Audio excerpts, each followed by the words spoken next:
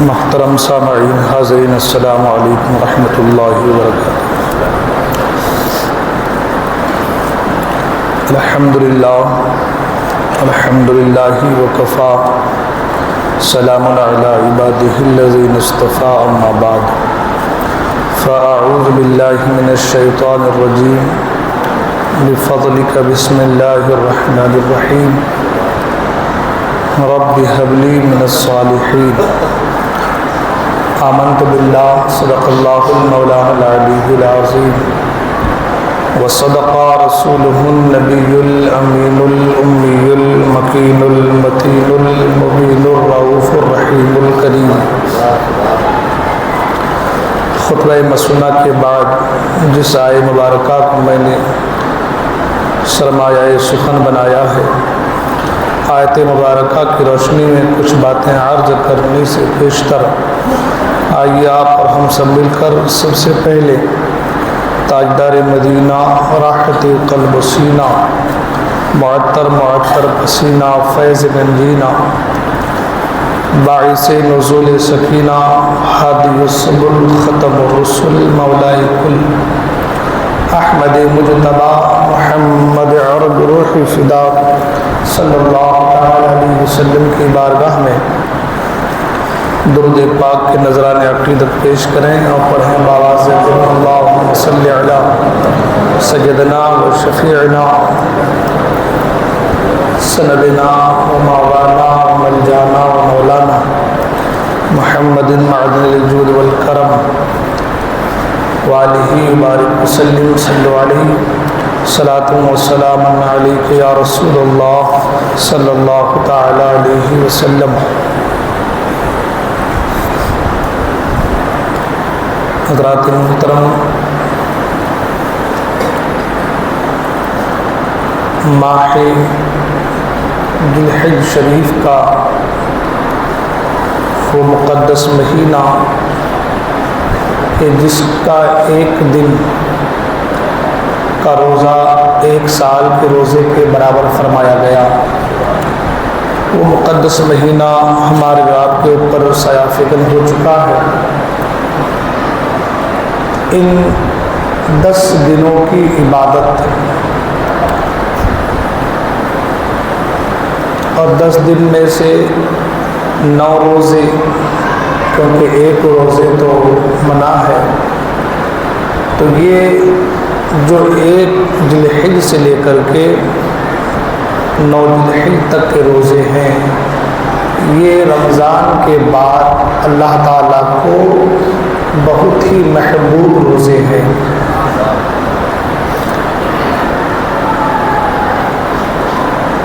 اور اس مہینے میں جو خاص دن ہے جس کو ایام النحر قرار دیا گیا ہے، ایک ہے یوم الترویہ، ایک ہے یوم الحج اور ایک ہے یوم النحر۔ یوم الترویہ یعنی 8 ذی الحجہ، یوم الحج یعنی 9 ذی الحجہ، اور یوم النحر یعنی 10 ذی الحجہ۔ اور پھر یوم النحر میں 10ویں، 11ویں، 12ویں کے دن بھی شامل ہے۔ یہ وہ مقدس دن ہے کہ جن ایام کے حوالے سے قرآن مجید میں ذکر آیا ہے۔ اللہ تبارک و تعالیٰ فرماتا والفجر ولیال عشر والشفع والوتر۔ تو یہ بڑے مبارک دن ہیں، اور ان ایام میں بندہ اللہ تبارک و تعالیٰ کا قرب حاصل کرنے کی کوشش کرتا ہے تو اسے قرب خداوندی حاصل ہوتی ہے۔ لہٰذا ان ایام کو ہم کو رات کو فضول کاموں میں، فضول باتوں میں نہیں گزارنا ہے، بلکہ دل جمعی کے ساتھ اللہ تبارک و تعالیٰ کا ذکر کر کے اس کی رضامندی حاصل کرنی ہے۔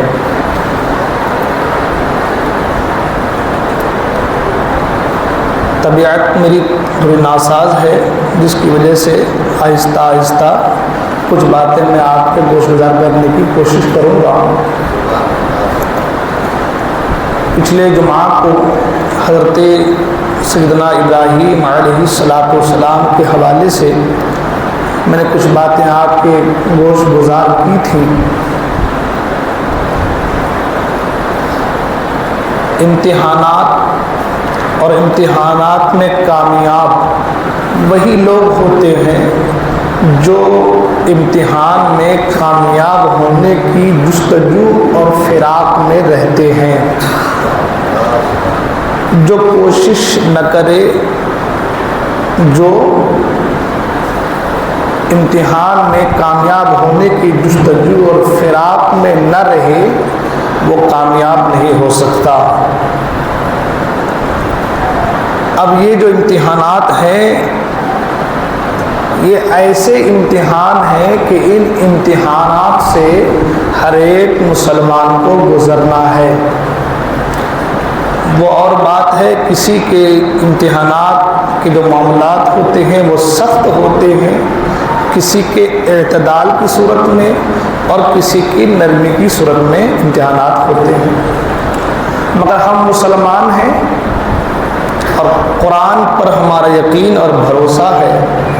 اللہ فرماتا قرآن مجید میں قل ان صلاتی و نسکی و محیای و مماتی للہ رب العالمین۔ ہماری نماز، روزے، اعمال حسنہ، قربانی، جتنے بھی اعمال ہیں، یہاں تک کہ قرآن نے کہا محیای و مماتی، ہماری زندگی یعنی ہماری حیات اور ہماری موت للہ رب العالمین، سب اللہ تعالیٰ کے لیے ہے۔ اب سوچنے والی بات ہے کہ یہاں پر وہ محیای فرمایا گیا ہے نا، ہماری حیات و مماتی اور ہماری موت سب اللہ کے لیے۔ جو حقیقتاً ایک مومن زندگی کی عکاسی ہے کہ مسلمان کا جینا، مرنا، عبادت، ریاضت، بندگی سب کچھ اللہ تعالیٰ کی رضا کے لیے ہونی چاہیے، اللہ تعالیٰ کے لیے ہونا چاہیے۔ اس آیت میں اور اس آیت کے ذریعے سے ہم کو آپ کو یہ معلوم ہوا کہ زندگی گزارنی ہے تو اپنے لیے نہیں، اپنے بال بچوں کے لیے، اپنی خواہشات کے لیے، نفس پرستی کے نہیں۔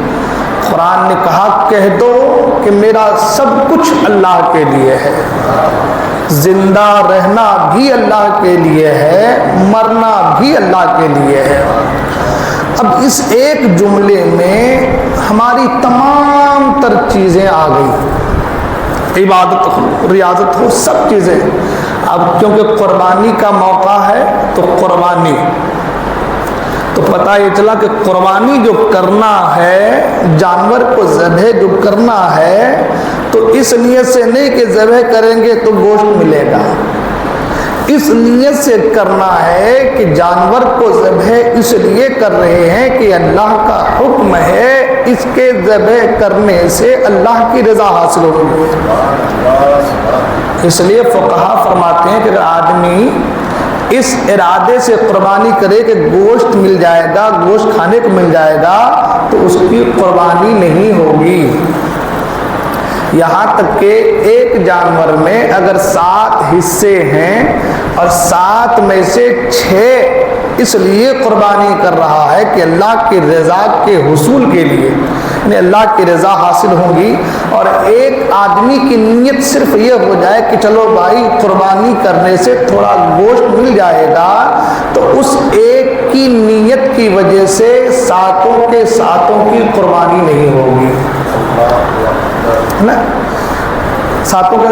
اب معلوم یہ ہو گیا کہ وہ محیایا و مماتی، قل ان صلاتی، نماز، روزہ، حج و زکوٰۃ، اعمال اعمال صالحہ، اعمال حسنہ، یہ سب کچھ جینا مرنا سب کچھ اللہ کی رضا کے لیے ہونی چاہیے، اور جس کا جینا مرنا سب کچھ اللہ کی رضا کے لیے ہو گیا وہ کامیاب ہے۔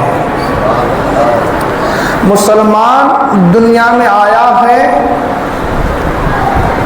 اللہ کی بندگی کے لیے، اللہ کی عبادت کے لیے، اللہ کی رضا حاصل کرنے کے لیے، تو اب اللہ کی بندگی، اللہ کی عبادت اور اللہ کی رضا حاصل اسی کو ہو سکتی ہے، اس کو ہو سکتا ہے کہ جو اپنا سب کچھ اللہ کی بارگاہ میں قربان کرنے کو تیار ہو جائے۔ تو اب معلوم یہ ہوا کہ ایک جانور ہم لے کر کے آئے اور لا کر کے اس کو ذبح کر دیے، قربانی ہو گئی، اس کا مقصد صرف یہی نہیں ہے، اس کے مقاصد کچھ اور بھی ہیں۔ انشاءاللہ وہ آگے گفتگو ہوں گی ابھی، مگر یہاں پر رک کر ایک بات جو شروعاتی پہلو میں نے عرض کیا تھا کہ ابراہیم علیہ السلام سے امتحانات لیے گئے، ہے نا، ہر امتحان میں وہ اللہ کے فضل و کرم سے کامیاب ہوتے گئے۔ سب سے امپورٹنٹ آج کے دور میں جان کے بعد جو امپورٹنٹ چیز ہے وہ ہے اولاد، ہے نا، جان کے بعد، اس لیے کہ جان انسان کو بڑی محبوب چیز ہے، پیاری چیز ہے، تو جان کے بعد اب امپورٹنٹ کیا ہے؟ اولاد، کہ آدمی اولاد کے لیے پیسہ بہا دے رہا ہے۔ پچھلے جمعہ کو میں نے کہا تھا کہ ابراہیم علیہ السلام نے ان کے بتوں کو توڑ دیا، پھر وہ لوگ آئے اور آگ میں ڈالنے کی تیاری کی، وہ بھی ایک الگ بات ہے کہ اس میں پھر آج کی تقریر اس میں ہو جائیں گی۔ کچھ باتیں میں اولاد کے حوالے سے، کیونکہ قربانی قریب ہے، تو ابراہیم علیہ السلام نے اللہ کی بارگاہ میں دعا کی جس آیت کو میں نے پہلے پڑھا۔ فرمایا، عرض کرتے ابراہیم علیہ السلام، رب ہب لی من الصالحین، اے اللہ مجھے نیک بیٹا عطا فرما۔ عمر کے اس پڑاؤ پر ابراہیم علیہ السلام پہنچ چکے ہیں کہ جہاں پہنچنے کے بعد اب احتمال، جہاں پہنچنے کے بعد اب دنیاوی اعتبار سے، حالات کے اعتبار سے ہر ایک کو پتا ہے کہ اس عمر میں اب اولاد نہیں ہوتی، مگر ابراہیم علیہ السلام کو اپنے رب کی ذات پر اتنا یقین تھا کہ میرا خدا چاہے تو بڑھاپے میں، زندگی کے آخری پڑاؤ میں بھی اولاد عطا کر سکتا ہے،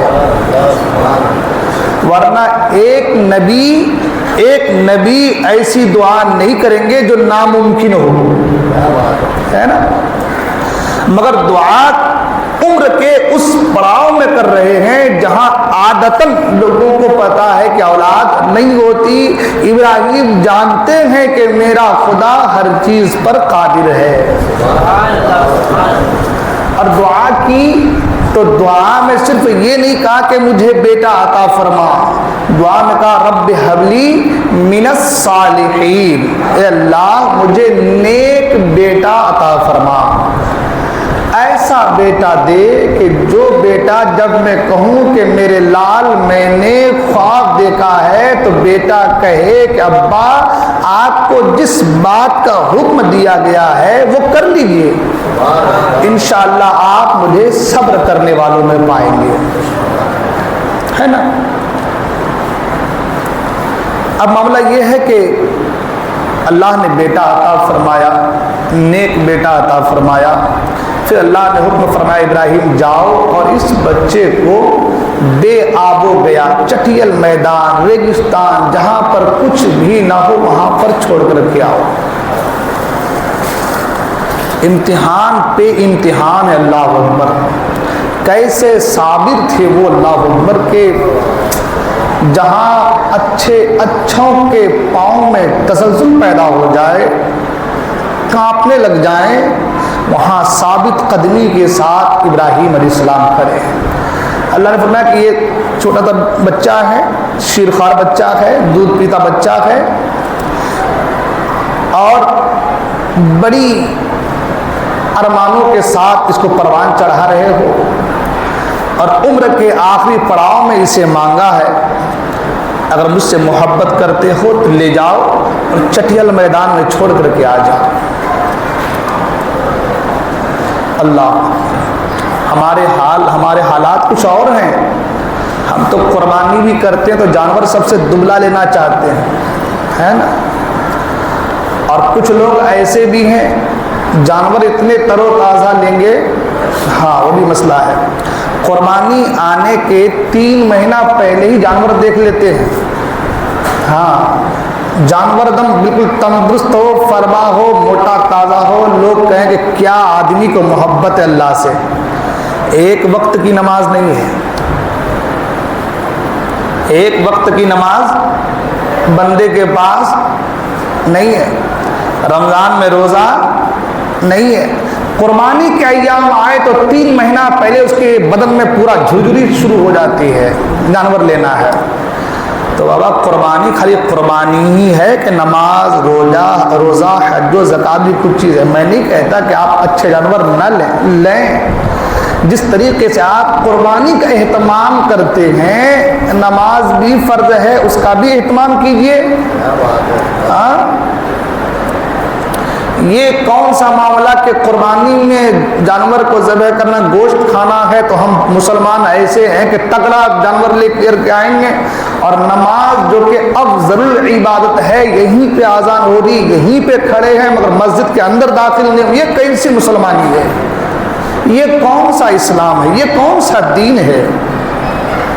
یہ ان لوگوں کے لیے سوچ کی بات ہے، سوچنے والی بات ہے جو لوگ قربانی میں 3 مہینے پہلے سے جانور کی فکر کرتے ہیں۔ روز محشر کی جاگداز ہوت، اولی ہی پرشش نماز ہوت۔ قیامت کے دن سب سے پہلے نماز کے بارے میں سوال ہوگا۔ سب سے پہلا جو سوال ہوگا وہ کس کے بارے میں ہوگا؟ نماز کے بارے میں ہوگا۔ میں نہیں کہتا کہ آپ اچھے جانور کی قربانی دیں، اس میں بھی بہت مزاحیہ جملے لوگ استعمال کرتے ہیں۔ جانور تندرست ہے اپنا، دوسرے کا کسی کمزور ہے تو کہتے ہیں یہ والا لے رہا ہے، اس کے اوپر چڑھ کے جا پائے گا، پل صراط پار ہو پائے گا، ہے نا؟ ایسا لے رہا مرگھلا قربانی کے لیے پار ہو پائے گا۔ اگر آپ کا ایمان مضبوط و مستحکم ہے تو اس مرگھلے میں اللہ جان پیدا کر دے گا، وہ آپ کو بولنے کی ضرورت نہیں ہے، اس چیز پر آپ قادر نہیں ہے، وہ اللہ کی ذات ہے، وہ جو جائے گا۔ لیکن تندرست لینی چاہیے، اچھی بات ہے، اس کا خیال رکھیے۔ تو اس کے ساتھ ساتھ نماز کا بھی خیال رکھیے، اس کے ساتھ ساتھ نماز بھی پڑھیے، نماز کی فکر کیجیے۔ نماز فرض ہے، قربانی واجب ہے نا؟ خیر، عرض یہ کر رہا تھا کہ اللہ تبارک و تعالیٰ ابراہیم صاحب سے کہا کہ جاؤ اور اسے بے آب و گیا بیابان میں، چٹل میدان میں چھوڑ کر کے آؤ۔ گئے اور سفر دیکھیں آپ، اللہ اکبر، ملک شام سے فلسطین گئے ہیں، فلسطین سے اور اب آپ جو ہے مکہ مکرمہ آ رہے ہیں۔ اپنی خاطر نہیں گئے، رضا الہی کی خاطر گئے۔ آپ دیکھیں فلسطین سے مکہ مکرمہ جو ہے تقریباً 2000-1500 کلومیٹر کا سفر ہے، ہاں؟ اور کس لیے جا رہے ہیں؟ اللہ کی رضا کے لیے جا رہے ہیں کہ میرے رب کا حکم ہے کہ جاؤ، چھوڑ کر کے آؤ۔ چٹیل میدان اور کہیں پہ نہیں تھا اس کے علاوہ، فلسطین سے نکلے ہیں۔ ایک سوچنے والی بات ہے، ہم بھی اپنے اوپر ہم غور کریں۔ فلسطین سے جب نکلے ہیں تو بیچ میں چٹیل میدان کہیں نظر نہیں آیا، مگر حکم خداوندی تھی اور مشیت الہی تھی کہ جانا ہے، مگر پہنچنا وہاں ہے جہاں پر خانہ کعبہ کی اثر نو تعمیر ہونی ہے۔ مشیت الہی دیکھیں نا، ورنہ 2000 کلومیٹر، یہ ابھی کا دور ہے کہ ابھی 100 سال 200 سال سے آبادی اتنی بڑھ گئی ہے، ورنہ اتنی آبادی پہلے نہیں تھی۔ آپ یہاں کے لوگ بتاتے ہیں کہ حضرت پہلے یہ یاول جو ہے یہ اتنا گھر کچھ بھی نہیں تھا، یہ جو بابا نگر ہے ہمارے یہ سب کچھ نہیں تھے، اتنے پورا تو خالی تھا۔ ابھی 50-60 سال سے سب چیزیں بڑھ گئی ہیں، تو اگر 50-60 سال پہلے اس کا یہ عالم تھا تو آج سے 4000 سال پہلے کا کیا عالم ہوا ہوگا؟ ہاں؟ تو جب وہ فلسطین سے چلے تو فلسطین سے مکہ مکرمہ کی اس 1500 کلومیٹر کے بیچ میں کوئی وادی، کوئی بھی آب و گیا بیابان نہیں تھا۔ مصر کی وہ جگہ جو ایسی وادی جس کے تعلق سے فرمایا گیا، جس کو مدین کہا گیا غالباً، ایسی وادی کہ آج بھی ایسے پیڑ پودے وہاں پہ، ایسی چیزیں کہ لوگ جائیں تو ابھی بھی بھول جائیں کہ یہ کیا چیز ہے. وہ سب پار کر کے حضرت ابراہیم علیہ السلام مکہ مکرمہ میں آ رہے ہیں، اور مکے میں بھی آ کر وہیں ٹھہر رہے ہیں کہ جہاں چاروں طرف پہاڑی پہاڑ ہے، بیچ میں وہ آب و گیا بیابان ہے. خیر لا کر کے اپنی بیوی بچے کو چھوڑ دیا، واپس پلٹے. بیوی نے کہا ہمیں کس کے سہارے چھوڑ کر کے جا رہے ہو؟ کچھ جواب نہیں. کیوں جا رہے ہو؟ کس لیے جا رہے ہو؟ کوئی جواب نہیں. کہا کیا اللہ کا حکم ہے؟ کہا ہاں اللہ کا یہی حکم ہے. سر ہلا دیا، اللہ کا یہی حکم ہے. تو بیوی بھی صابر و شاکرہ تھی، کہ اگر اللہ کا یہی حکم ہے، اللہ کی مرضی ہے تو اللہ ہمیں ضائع نہیں فرمائے گا. اللہ اکبر. یعنی کہ یہ جو قربانی کے حضرت ابراہیم السلام کے جو پورے واقعات ہیں، اس کو اگر آپ صحیح معنوں میں دل کے کانوں کو کھول کر کے سنیں نا، تو انسان کا، مسلمان کا اللہ کی ذات پر جو بھروسہ ہے، یقین ہے، وہ بہت اور بڑھ جاتا ہے. شیرخوار بچہ ہے، ماں ہے اور کوئی نہیں، تھوڑے سے کھجور ہیں، پانی ہے، چلے گئے. کتنے کلومیٹر؟ 2000، ایک تقریباً بولا غالباً 2000 کلومیٹر. اتنی دور چلے گئے، یہاں پر کوئی نہیں، نہ کوئی بندہ، کچھ نہیں، چٹیل میدان ہے. اکیلی اللہ کی بندی رہ رہی ہے اپنے بچے کے ساتھ. اور بھروسہ کس پر ہے؟ اللہ کی ذات پر ہے. وہاں پر درندے بھی آ سکتے ہیں، جانور بھی آ سکتے ہیں، نہ جانے کیا کیا چیزیں، وحشتیں، تنہائی کا ماحول، اکیلی، اور رات کیا پتہ کب شوہر آئے. مگر اللہ کی ذات پر بھروسہ ہے. اللہ فرماتا ہے وَمَن يَتَوَكَّلْ عَلَى اللَّهِ فَهُوَ حَسْبُهُ، جو اللہ پر یقین کرے، توکل رکھے، اللہ اس کے لیے کافی ہے. سبحان اللہ، سبحان اللہ. اب رہے پھر اس کے بعد پانی وغیرہ ختم ہو گیا، کھجور وغیرہ ختم ہو گیا. اب حال یہ کہ کچھ بھی نہیں، بچہ دودھ پینے کی طرف رہا ہے، ماں جا رہی، کبھی صفا جا رہی، کبھی مروہ جا رہی، کبھی صفا جا رہی، کبھی مروہ جا رہی. 7 چکر لگایا. الگ الگ روایت، بعض روایت مطابق کہ حضرت جبریل علیہ السلام نے اپنے پر مارے، اور بعض روایتوں میں کہ حضرت اسماعیل علیہ السلام اپنی ایڑیوں کو رگڑنے لگے تو پانی پیدا ہو گیا، ہے نا. اور پھر آئی، اور آنے کے بعد دھول سے اس پانی کو طرف سے بند کرنا چاہا، باندھنا چاہا، اور کہا زمزم یعنی رک رک ٹھہر جا. پانی رک گیا. وہ چھوٹا سا چشمہ جاری ہوا تھا 4000 سال پہلے، آج تک لوگ پانی پی رہے ہیں، مگر وہ کنواں ہے سوکھنے کا نام، کیونکہ اس پانی کے نکلنے میں ایک اللہ کے نبی کے پاؤں لگے ہیں. آج لوگ کہتے ہیں ہم صدقہ نہیں لیں گے، صدقہ نہیں کھائیں گے، ڈائریکٹ اللہ سے مانگیں گے. جو زمزم جا کے تو پیتا ہے بابا، وہ بھی ایک نبی کا صدقہ ہے، وہ بھی ایک نبی کے قدموں کا صدقہ ہے، جس کو پی کر کے جس کو شفا حاصل کر رہا ہے، جس کے بارے میں کہا گیا کہ زمزم پیو تو اللہ شفا دیتا ہے، تو وہ بھی نبی کے قدموں کی برکت ہے. وہ بھی نبی کے قدموں کی برکت ہے. تو خیر عرض کر رہا تھا کہ پانی جاری ہو گیا، اور اس طریقے سے پھر جو ہے حضرت ابراہیم علیہ السلام امتحان میں کامیاب ہو گئے. پھر اس کے بعد بیٹے کی قربانی کا مسئلہ آیا. انشاءاللہ میں نے پہلے کہا طبیعت تھوڑی ناساز ہے، انشاءاللہ گفتگو ہوں گی. یہاں پر ٹھہر کر 2-4 بات، وہ یہ سب سے پہلی چیز نمازوں کی پابندی کیجیے. اللہ کی ذات پر بھروسہ رکھیے، دنیا دار پر بھروسہ مت کیجیے.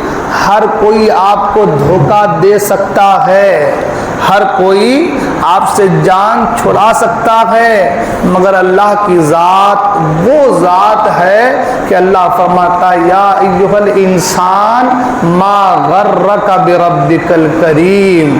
کس چیز نے تجھے اپنے کریم رب سے دور کیا ہے؟ آپ کتنے بھی گنہگار گناہوں میں مبتلا کیوں نہ ہو جائیں، سچے دل سے توبہ کر کے اللہ کی بارگاہ میں آئے. اللہ یہ نہیں فرمائے گا کہ تو کیوں آیا ہے، میری بارگاہ سے نکلا ہوا ہے، بلکہ جب بھی آپ آئیں گے آپ یہ کہیں مولا مجھ سے غلطی ہوگی، میری غلطی کو معاف فرما دے. اللہ تبارک و تعالیٰ فوراً آپ کے گناہوں کو معاف فرما دے گا. فوراً سے مراد یہ کہ اللہ کے گناہوں کو معاف فرمائے گا، وہ اپنے بندوں کی دعاؤں کو قبول فرماتا ہے۔ تو اللہ کی ذات پر یقین رکھیے، بھروسہ رکھیے، نمازوں کی پابندی کیجیے اور تمام تر برائیوں سے اپنے آپ کو بچانے کی کوشش کیجیے، اعمال حسنہ کرنے کی کوشش کیجیے، کہ قرآن نے کہا ان الحسنات یذہبن السیئات، اچھائیاں، نیکیاں، بھلائیاں گناہوں کو مٹا دیتی ہیں، ختم کر دیتی ہیں۔ تو اچھے اعمال کیجیے۔ خیر، یہ ہو گئی بات۔ دو چار باتیں آپ قربانی کے حوالے سے سماعت کر لیں۔ قربانی ہم لوگ کرتے ہیں، بہت ساری چیزیں ایسی ہوتی ہیں، بہت سارے مسائل ایسے ہوتے ہیں کہ بار بار لوگوں کو بتاؤ، مگر لوگ ہیں کہ اپنی دھن میں رہتے ہیں، اس پر عمل کرنا نہیں چاہتے۔ ان کو ایسا لگتا ہے کہ جو ہماری سوچ ہے وہ بہتر ہے۔ تو شریعت جو ہے وہ آپ کی سوچ پر نہیں چلتا، آپ کے خیالات پر نہیں، آپ کے دل و دماغ پر نہیں۔ شریعت جو ہے مصطفیٰ کا قانون ہے، اور قانون مصطفیٰ سے اگر آپ ہٹ کر کریں گے، اگر آپ کی نظر میں وہ کام اچھا بھی ہے تو شریعت کے دائرے میں برا ہے۔ سمجھ آ رہی بات؟ شریعت کے دائرے سے ہٹ کر اگر آپ کوئی کام کریں اور آپ کو لگ رہا ہے کہ اچھا یہ اچھا کام ہے، مگر شریعت اس کو منع کر رہی ہے، تو وہ کام برائی ہے، وہ اچھا نہیں ہو سکتا۔ اچھا کام وہی ہے جو شریعت کے حدود میں، دائرے میں رہ کر کے کیا جائے۔ اس بات کو بولنے کی وجہ، اس کی وجہ بتاتا ہوں۔ اس کی وجہ یہ ہے، قربانی کے موقع پر جب ہم قربانی کرتے ہیں تو بارہا کہا جاتا ہے کہ بھائی اگر آپ مالک نصاب ہیں تو آپ اپنے نام سے قربانی کیجئے۔ تو کہ نہیں، میرے ابا کے نام سے دینا ہے، نہیں میرے امی کے نام سے دینا، میرے دادا کے نام سے دینا، جو مر گئے پھر ان کے نام سے دینا، حضور کے نام سے دینا کرتے ہیں۔ قربانی اگر آپ کے ابا پر واجب نہیں ہے، آپ پر واجب ہے، اور آپ نے اپنا چھوڑ کر کے اپنے ابا کے نام سے دیے، وہ قربانی نفلی ہو گئی ان کے نام سے، ان پر واجب نہیں ہے۔ لیکن آپ پر واجب تھا، آپ نے نہیں کیا، تو آپ گنہگار ہیں۔ سمجھ آ رہی بات؟ یہ مسئلہ بالکل دل و دماغ میں رکھیے۔ اس مسئلے کو خاص کر کے جو جوائنٹ فیملی ہیں، جوائنٹ فیملی جس میں 10-12 لوگ رہتے ہیں، اب اس میں ایسا حال ہوتا ہے کہ گھر کی جو بوڑھی عورتیں ہوتی ہیں وہ کہتی ہیں تمہارے ابا کے نام سے دے، حضور کے نام سے دے، دادا کے نام سے دے، وہ چلتی بات۔ تو کہنے کا مطلب یہ ہے دادا کے نام سے بھی دیجئے، ابا کے نام سے بھی دیجئے، حضور کے نام سے بھی دیجئے، مگر اگر آپ مالک نصاب ہیں تو پہلے اپنے نام سے دیجئے۔ ہماری بات کیا؟ یہاں پر یہ مت چلائیے کہ میرے دادا سے مجھے بہت محبت ہے، میرے ابا سے مجھے بہت محبت ہے تو ان کے نام سے دیں گے تو ہمارا ہو جائے گا۔ نہیں، شریعت یہ کہتی ہے کہ اگر آپ مستحق ہیں تو آپ کو حق ملے گا، ہے نا؟ آپ مستحق ہیں، آپ مالک نصاب ہیں، آپ مالک نصاب ہیں تو قربانی آپ پر واجب ہے، آپ کے ابا پر واجب نہیں ہے۔ اور اگر ابا مالک نصاب ہے تو قربانی ابا پر واجب ہے، آپ پر واجب نہیں ہے۔ تو یہ چیز جو ہے نا، اس چیز کا خاص خیال رکھیے۔ جوائنٹ فیملی میں ایک چیز یہ بھی ہوتی ہے، 4 لوگ گھر پہ ہیں مثال کے طور پر، اب گھر پہ 4 لوگ ہیں تو یہ سال ابا کے نام سے، پچھلے سال دادا کے نام سے ہوا تھا، اس سال ابا کے نام سے دو، اگلے سال میرے نام سے دیں گے، گھما گھما کے، ہے نا؟ تو ایسا نہیں ہے۔ قربانی اگر آپ مالک نصاب ہیں، صاحب نصاب ہیں، تو قربانی آپ پر ہر سال واجب ہے۔ اگر آپ ہر سال مالک نصاب ہیں تو قربانی آپ پر ہر سال واجب ہے۔ اور قربانی اور زکوٰۃ کے مسئلے میں فرق ہے۔ یہ بڑا مسئلہ ہے کہ لوگ قربانی کو بھی زکوٰۃ کے مسئلے کے حساب سے سوچتے ہیں، ہے نا؟ قربانی اور زکوٰۃ میں 2 باتیں بہت اہم ہیں، وہ اس کو سن لیجیے آپ، اس کو اگر سن لیں گے آپ نا تو کہیں نہ کہیں بہت ساری باتیں ذہن میں آ جائیں گی انشاءاللہ۔ زکوٰۃ کے مال میں، مال زکوٰۃ میں یعنی زکوٰۃ دینے کے لیے اس مال کا حولان حول یعنی سال گزرنا اس پر ضروری ہے، زکوٰۃ کے مال پر۔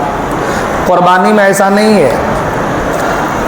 10 تاریخ کی صبح صادق سے لے کر کے 12ویں کے مغرب سے پہلے تک اس بیچ میں کبھی بھی آپ کے پاس اتنا پیسہ آ گیا کہ جتنے پیسے سے آپ مالک نصاب ہو جاتے ہیں تو اب آپ پر 1 سال گزرنا ضروری نہیں ہے، اسی وقت آپ پر قربانی واجب ہے۔ سمجھ آئی بات؟ بہت آہستہ بول رہا ہوں میں، سمجھا کے بول رہا ہوں میں، اس بات کو ذہن میں رکھیے، اپنے گھر والوں کی مت چلائیے، خود کی مت چلائیے، شریعت کی دیکھیے۔ ہاں، اس چیز خاص خیال رکھیں۔ تو زکوٰۃ کے پیسے میں کیا ہے؟ حولان حول، سال گزرنا ہے، اس پہ نہیں ہے۔ جب بھی 10ویں تاریخ کو آپ غریب تھے، 11 کو آپ کا پیسہ آ گیا، آپ مالدار ہو گئے، صاحب نصاب ہو گئے، آپ پر قربانی واجب ہے۔ 11 کو آپ غریب تھے، 12 کو آپ کا پیسہ آ گیا، آپ مالک نصاب ہو گئے، آپ پر قربانی واجب ہے۔ سمجھ میں آ گئی بات؟ تو پتہ یہ چلا کہ اس مال پر سال گزرنا ضروری نہیں ہے، ٹھیک ہے نا؟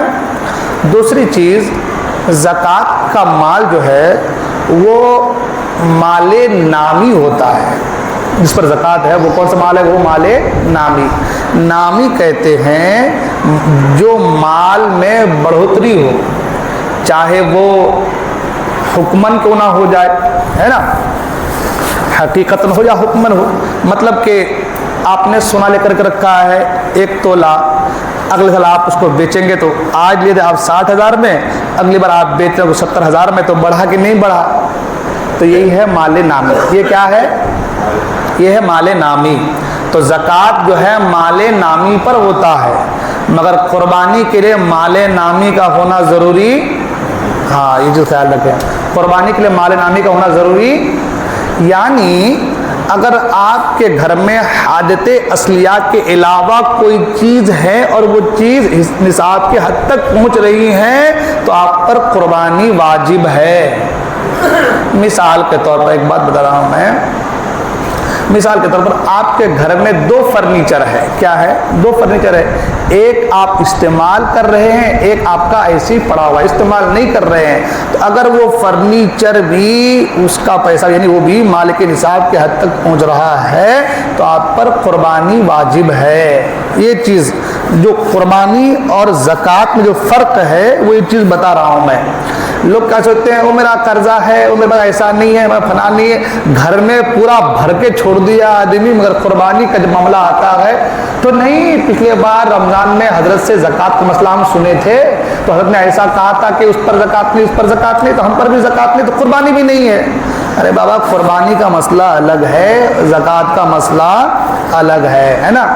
تو ان چیزوں کا خاص خیال رکھیے، ان چیزوں کو دیکھیے، ہاں ان چیزوں کو دیکھیے، کون سی چیز ہماری حاجت اصلیہ میں ہے، کون سی چیز نہیں ہے، کون سی چیز ایسی رکھی ہوئی ہے جو ہمارے استعمال میں نہیں ہے۔ تو اگر ایسی کوئی چیز ہے اور نصاب کے حد تک پہنچ رہی ہے تو قربانی واجب ہے، ٹھیک ہے؟ تو جب قربانی واجب ہے تو قربانی کیجیے، ٹھیک ہے نا؟ قربانی کی بڑی فضیلت ہے انشاءاللہ الرحمن۔ عید الاضحیٰ کے دن اگر زندگی نے موقع دیا، سلامت رہے، انشاءاللہ قربانی کے کچھ مسائل بیان کریں گے، قربانی کے فضل کو بیان کریں گے۔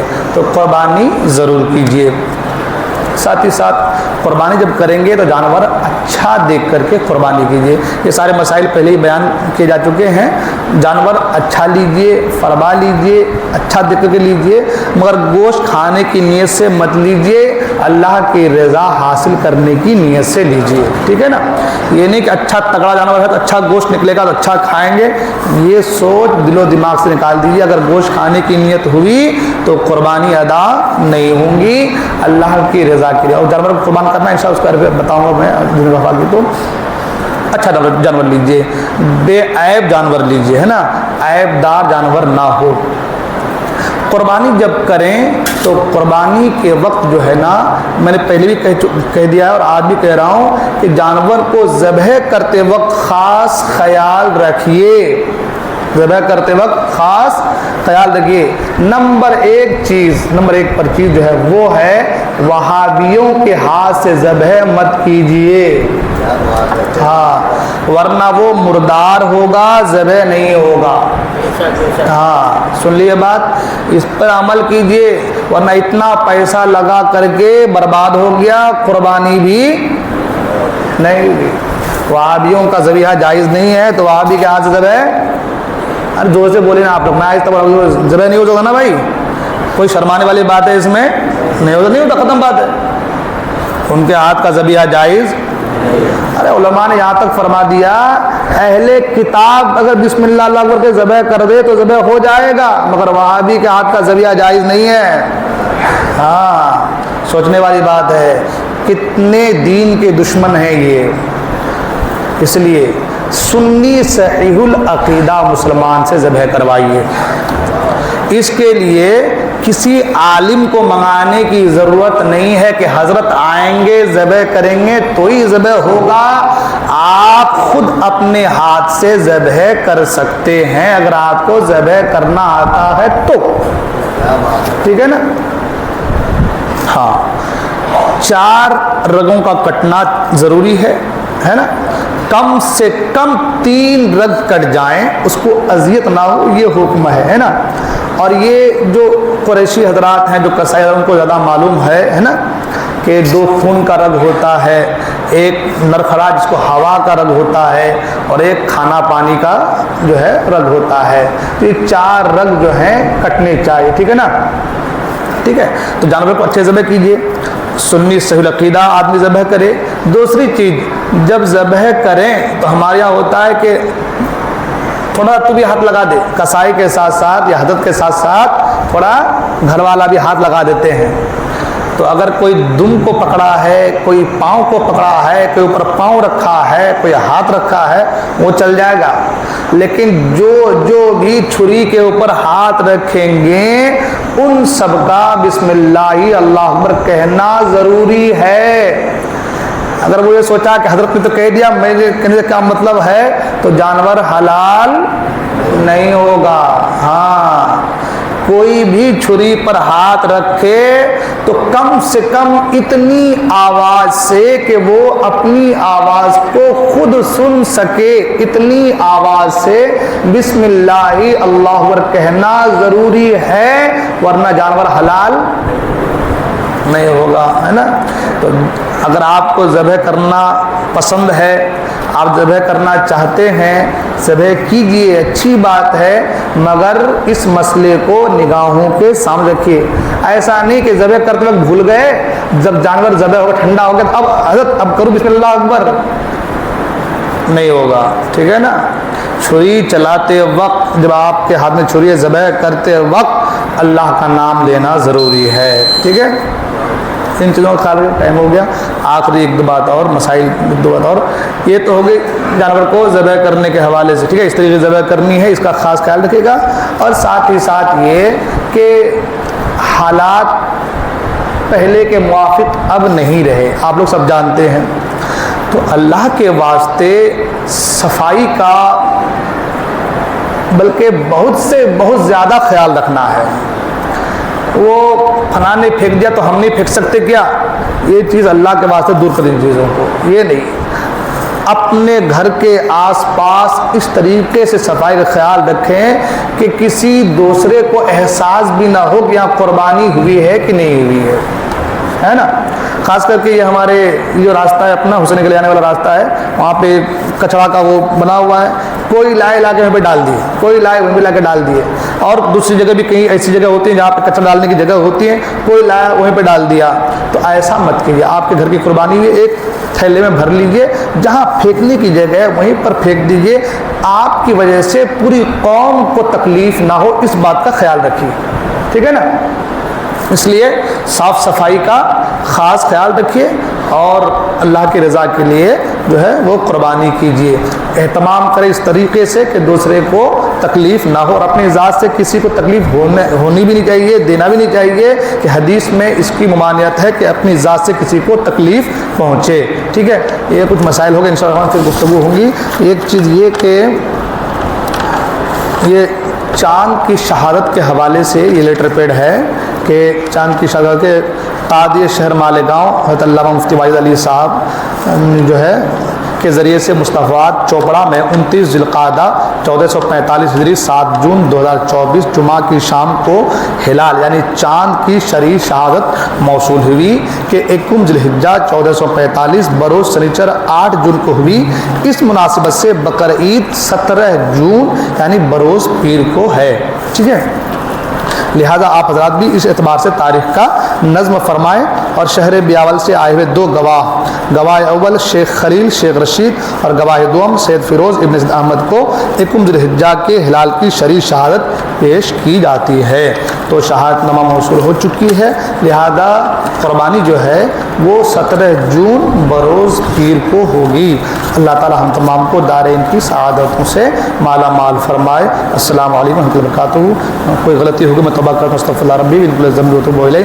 لا الہ الا اللہ محمد رسول اللہ۔